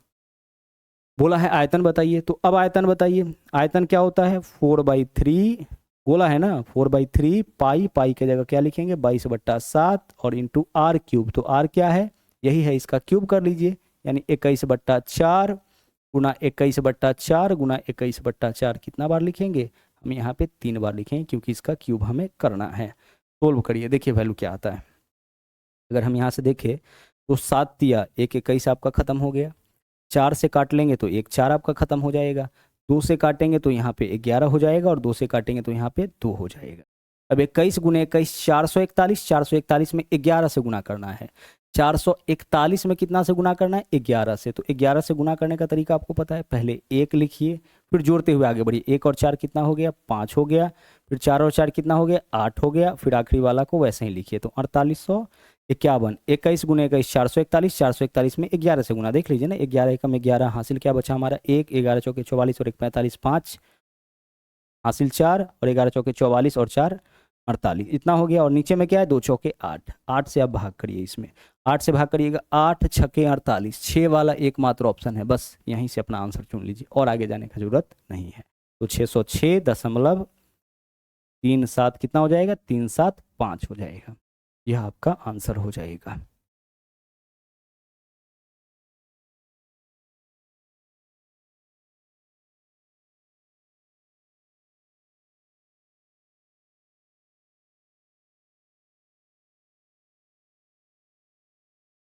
चलिए आगे बढ़ते हैं, अगला क्वेश्चन देख लीजिए। एक खुदरा विक्रेता खरीदारों के लिए एक वस्तु पर निम्नलिखित छूट स्कीम प्रदान करता है, किस स्कीम के तहत अधिकतम विक्रय मूल्य होगा। अधिकतम विक्रय मूल्य कब होगा, जब डिस्काउंट कम से कम होगा। जैसे देखिए मान लीजिए किसी वस्तु का अंकित मूल्य 100 है, तो अगर हम 2 का डिस्काउंट कर देंगे तो कितना में बिकेगा 98 में, अगर 3 का डिस्काउंट कर देंगे तो कितना में बिकेगा 97 में, 4 का डिस्काउंट कर देंगे तो कितना में बिकेगा 96 में। यानी डिस्काउंट जितना बढ़ाते जाएंगे ना विक्रय मूल्य उतना क्या होगा, विक्रय मूल्य उतना घटता जाएगा, यानी जितना डिस्काउंट दीजिएगा जितना छूट मिलते जाएगा वस्तु का विक्रय मूल्य उतना घटेगा। यहाँ बोले अधिकतम विक्रय मूल्य कहाँ हो, कब होगा, जब डिस्काउंट सबसे कम होगा। तो आपको बताना है इस क्वेश्चन में, ठीक है, अधिकतम विक्रय मूल्य यानी मिनिमम डिस्काउंट किस पे है। अधिकतम विक्रय मूल्य का मतलब क्या है, मिनिमम डिस्काउंट। ठीक है, अधिकतम विक्रय मूल्य कब होगा, जब डिस्काउंट क्या होगा मिनिमम। तो आप बताइए कि इन चारों में सबसे कम छूट किस में होगा। तो देखो सब छूट निकालने का जरूरत नहीं होता है, वैसे डिस्काउंट निकालने का तरीका आपको बता दें, पीछे के क्लास में बताए थे, x + y - xy/100 होता है, यानी 2 क्रमिक छूट के बदले एक समतुल्य छूट निकालना होगा ना, तो यह फॉर्मूला हम लोग लगा देते हैं। आंसर बहुत अलग अलग है, जैसे यहाँ पे देखिए पहला 25 फिर 36, तो 36 और 25 कितना होता है, 36 और 25 आपका देखिए 6 5 11 बिंदु 5 और 1 6, 61% होता है, कितना होता है 61। तो 61 में से फिर 25 गुने 36/100 करेंगे, 25 चौके 100 9, यानी 31, यहाँ पे 61 में से 9 घटाएंगे तो यह लगभग 53 के बराबर। आप बता सकते हैं कि यह छूट किसके बराबर हो जाएगा सर, x + y - xy/100, तो 25 और 36 कितना 61, और 25 चौके 100 9 चौके 36 9, 61 में से 9 घटाएंगे यह 52% के बराबर हो जाएगा। कैसे, हम देख के बता दी, हमें कैलकुलेशन करने का जरूरत नहीं है। देखिए x के जगह 25, y के जगह कितना 36, और यहाँ क्या लिखिएगा -25 गुने कितना 36, और नीचे में क्या जाएगा 100। हम कैलकुलेशन यहाँ पे हो रहा है तो ठीक है, नहीं होता तो हम अप्रॉक्स में कर लेते, 4 9 36, 25 और 36 कितना 61 में से 9 घटाएंगे 52%, तो वैसे ही निकालिए। अब 23% का एक छूट और फिर 15%, तो 23 और 15 38, 38 से थोड़ा नीचे यह वैल्यू आएगा। ठीक है, 38 से थोड़ा सा नीचे यह वैल्यू आएगा। यहाँ देखिए 10% का 2 छूट, तो यह आपका 21% के बराबर हो जाएगा। 10-10% का दो क्रमिक छूट है ना, तो क्या लिखिएगा 10+10 -10 × 10/100, तो 100/100 कट गया एक, यानी 20, सॉरी 20 - 1 कितना हो जाएगा ये आपका, यहाँ पे 20 माइनस कितना हो जाएगा एक, 21% का यहाँ पे आपका छूट हो जाएगा, सॉरी 19% का यहाँ पे क्या होगा डिस्काउंट, एक सेकेंड रुक जाइएगा।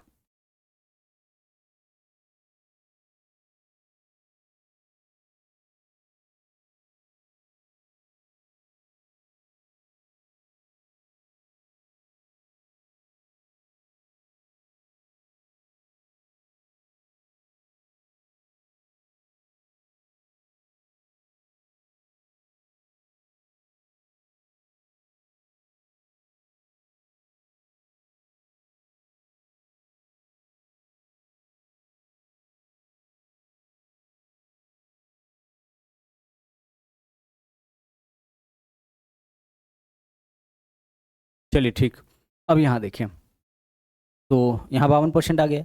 यहाँ देखिए क्या होगा, 10+10 -10 × 10/100, तो 20 माइनस एक 19% के बराबर होगा। और यह देखिए 12+46, 46 और 12 58, 58 में से कुछ घटाएंगे, तो जो भी वैल्यू आएगा देख के पता चल रहा है कि सबसे कम डिस्काउंट हमारा यहीं पे मिल रहा है। तो सबसे कम डिस्काउंट किस में मिलेगा, यही हमें बताना था। हमारा आंसर विकल्प सी होगा। सबको सोल्व करने का जरूरत नहीं है, अप्रॉक्स में मोटा मोटी आप देख लीजिएगा। तो इसमें देख के लग रहा है कि लगभग 50% के करीब जाएगा। इसमें 23 और 15 कितना है 48। अब 48 में यहाँ पे अगर 20 और इसको 200, तो 48 में से 2 घटाएंगे तो लगभग 45-46 के आसपास का यह वैल्यू दे देगा। तो सबसे कम डिस्काउंट इसी को देख के लग रहा है ना, यह आपका लगभग कितना परसेंट के बराबर, 19% के बराबर। तो हमारा आंसर यही हो जाएगा। ठीक है, कैसे निकालेंगे, 10+10 -10 × 10/100, इससे यह कट गया 20 और 1 20 - 1 19। आगे बढ़िए, बोला ए माँ की वर्तमान आयु उसकी पुत्री की आयु की दोगुनी, माँ की वर्तमान आयु पुत्री की आयु की दोगुनी, यानी यह हो गया मदर और यह हो गया डॉटर। पुत्र की वर्तमान आयु की दोगुनी यानी 1, तो यह कितना 2, और यह है आपका परसेंटेज, P फॉर परसेंटेज। ठीक है, 10 वर्ष पूर्व, अब जैसे ही बोले ना 10 साल पूर्व, तो आप 10y लिखिए और माइनस यहाँ लगा दीजिए। ठीक है, 10 साल पहले की बात हो रही है। 10 साल पहले माँ की आयु पुत्र की आयु की तिगुनी, यानी 3:1 का रेशियो था 10 साल पहले। क्लियर। अब चलिए ऑप्शन से यह क्वेश्चन कैसे बनता है, तो हमेशा ध्यान रखना, क्या पूछा, माँ की वर्तमान आयु, तो माँ की वर्तमान आयु हमेशा 2 का मल्टीपल होगा। तो 2 का मल्टीपल देखिए, तो सब 2 का मल्टीपल है, इससे पकड़ में नहीं आया। अब 10 साल अगर माइनस करेंगे, उसकी आयु को 10 कम करेंगे तो 3 से कटना चाहिए, तो 10 कम करिए 3 से कटेगा, नहीं कटेगा। 10 कम करिए 3 से कटेगा, नहीं कटेगा, यह नहीं हो सकता है। 10 कम करिए 3 से कटेगा, कट जाएगा, यह भी हो सकता है। 10 कम करिए 3 से कटेगा, 10 कम करिएगा 3 से कटेगा, 30 होगा, कट जाएगा, तो यह दोनों हो सकता है। हम देख के भी कह सकते हैं कि आंसर हमारा लगभग यही होगा। माँ की आयु है, तो माँ की आयु आपका 18 साल के आसपास थोड़े जाएगा, तो यही हो सकता है।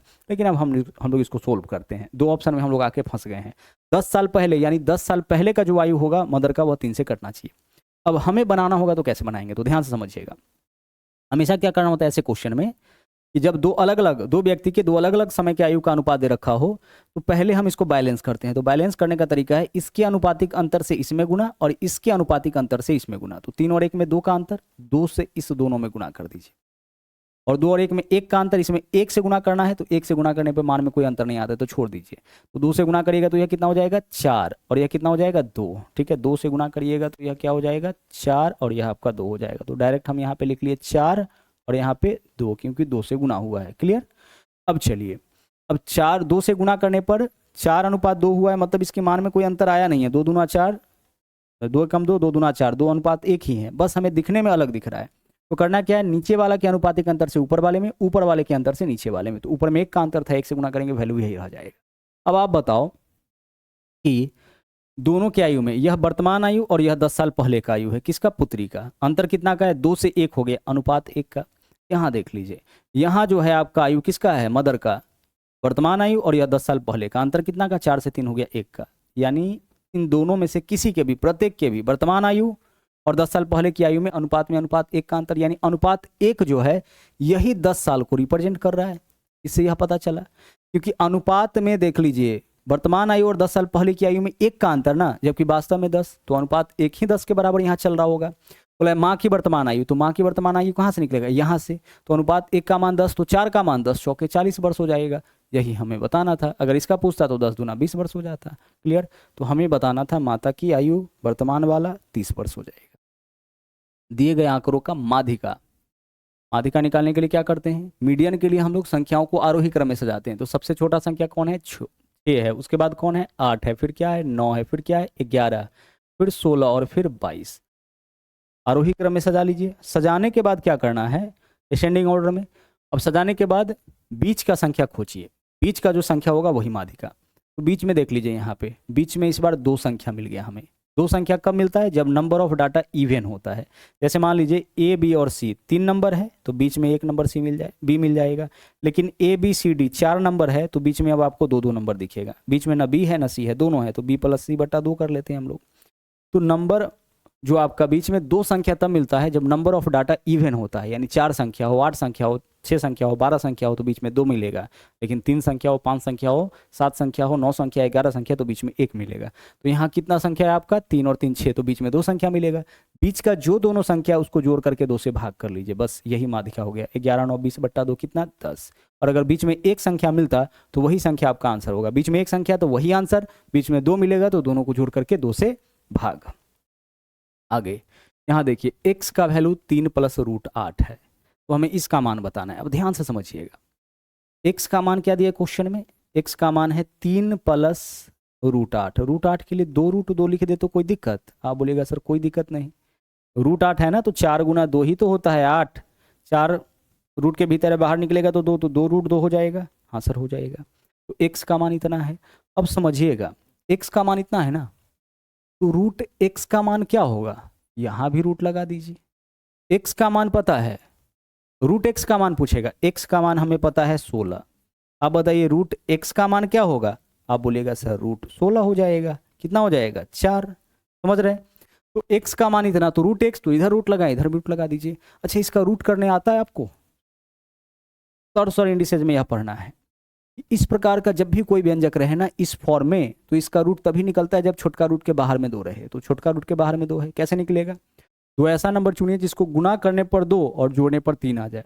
गुना करने पर 2 और जोड़ने पर 3 आ जाए, तो ऐसा नंबर 2 और 1 है। तो बड़का को पहले लिखिए, छोटका को बाद में। वर्गमूल निकाले हैं तो दोनों के ऊपर रूट लगा दीजिए। एक के ऊपर रूट लगाने से कोई फायदा है नहीं, तो एक को एक ही छोड़ दीजिए, बीच में प्लस है तो प्लस दे दीजिए। यह मान हो गया इसका, किसका, रूट x का। क्लियर, कैसे निकाले, जब भी ऐसे नंबर का वर्गमूल करना हो, चूंकि रूट लगा हुआ है तो वर्गमूल ही करना होगा, तो कैसे करेंगे, हम 2 ऐसा नंबर चुनेंगे जिसको गुना करने पर 2 जोड़ने पे 3। तो ऐसा नंबर है 2 और 1, 2 में 1 से गुना करेंगे 2, जोड़ेंगे 3। तो बड़का पहले छोटका बाद में, बीच में प्लस है तो प्लस, और वर्गमूल किए तो दोनों के ऊपर रूट, यहाँ भी रूट यहाँ भी रूट।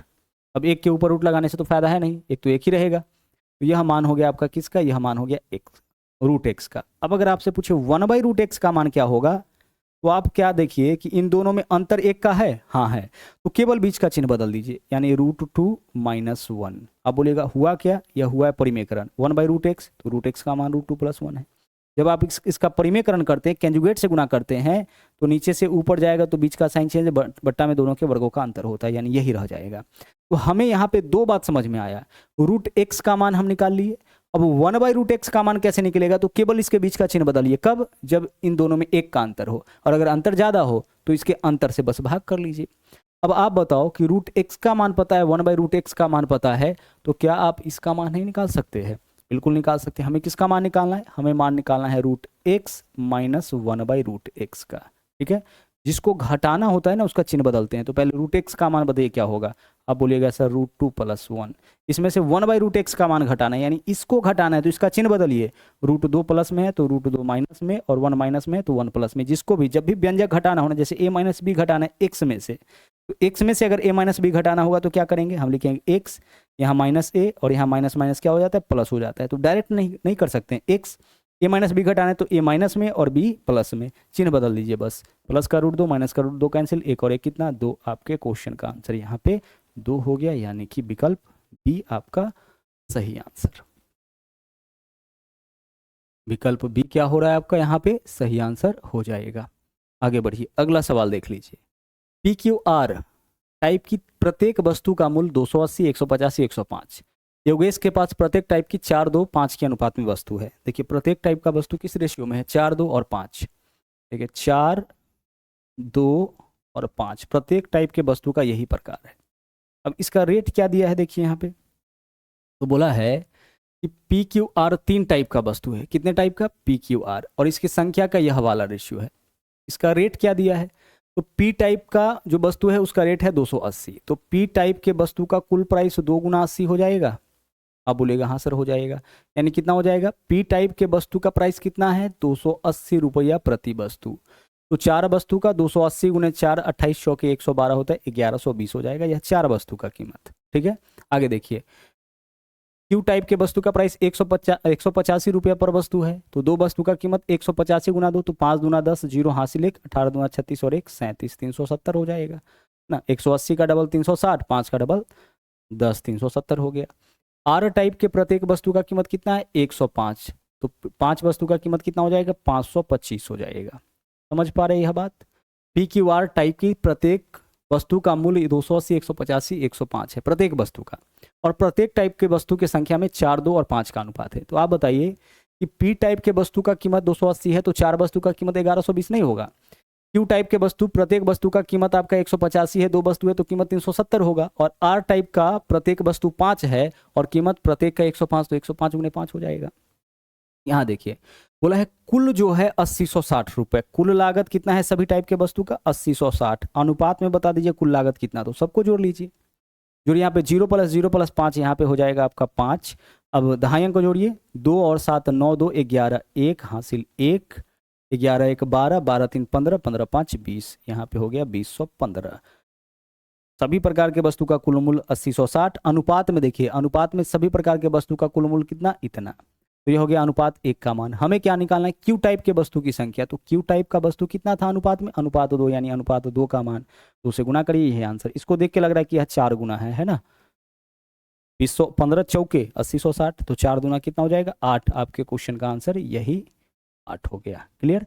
चलिए, तो हमारा आंसर यहाँ पे विकल्प ए हो गया। यह आपका इस सेट का आखिरी क्वेश्चन था। बाकी इसका पीडीएफ आपको मिल जाएगा मैथ्स वाटिका टेलीग्राम के ऊपर, तो वहाँ से टेलीग्राम से पीडीएफ डाउनलोड कर लीजिएगा, और मैथ्स वाटिका 2.0 एप्लीकेशन पे आकर के आप चाहे तो इसका टेस्ट भी लगा सकते हैं। तो आज के लिए इतना ही। मुलाकात होगी फिर से कल के क्लास में, यानी अगले क्लास में, जहाँ पे हम लोग इसी सीरीज को और आगे बढ़ाएंगे। मिलते हैं अगले वीडियो में। Thank you very much. जय हिंद।